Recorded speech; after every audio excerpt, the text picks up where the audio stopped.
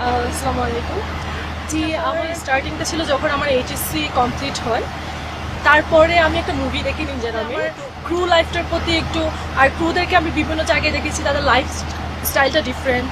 তারপরে ওদের চলাফেরা একটা লাক্সারিয়াস একটা ভাইব থাকে।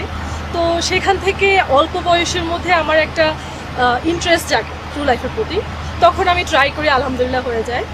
আর আমাদের ক্রু লাইফটা বেসিক্যালি সবাই যে ভাবে ইনফ্লাইটের মধ্যে আমাদের সার্ভিস দেই এমন কিছু না।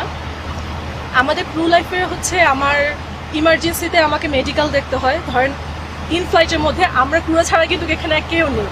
তো সেই ক্ষেত্রে আপনার কোনো একটা যাত্রী যদি অসুস্থ হয়ে যায়, সেই ক্ষেত্রে কিন্তু আমরাই থাকি তাকে দেখার জন্য। সেক্ষেত্রে আমাদের ফার্স্ট এইডের একটা ট্রেনিং থাকে মেডিকেল।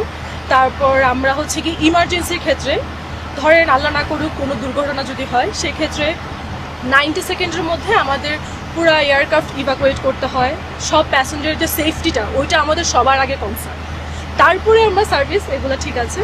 পরে মানে এগুলোর একটা আমাদের পুরো 3 মাসের একটা ট্রেনিং হয়। সেক্ষেত্রে আপনাকে ওই ট্রেনিংটা পাস করে এসে তারপরে আপনার ফ্লাইটের মধ্যে আবার ট্রেনিংয়ের মধ্যে আপনাকে একজন ক্লিয়ার ক্রু হিসেবে করা হয়।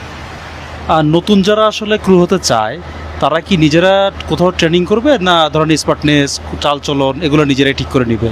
আমার মতে আমার মতে আসলে বাইরের কোনো ট্রেনিং আসলে এখানে দরকার নেই। এখানে আপনি এখন যেমন সোশ্যাল মিডিয়া বা ইন্টারনেট অনেক অ্যাভেলেবেল, সেক্ষেত্রে আমি বলবো এখানে হচ্ছে জাস্ট লাইফ স্টাইলটা মেনটেন করা, নিজেকে মেনটেন করা, আর হচ্ছে আপনার কিভাবে একটু নিজেকে গুছিয়ে নিজের গ্রুমিংটা ঠিক করা, মানে হাঁটা চলা থেকে শুরু করে সব কিছুর মধ্যে আপনার একটা ডিফারেন্স থাকতে হবে ক্রু হতে গেলে।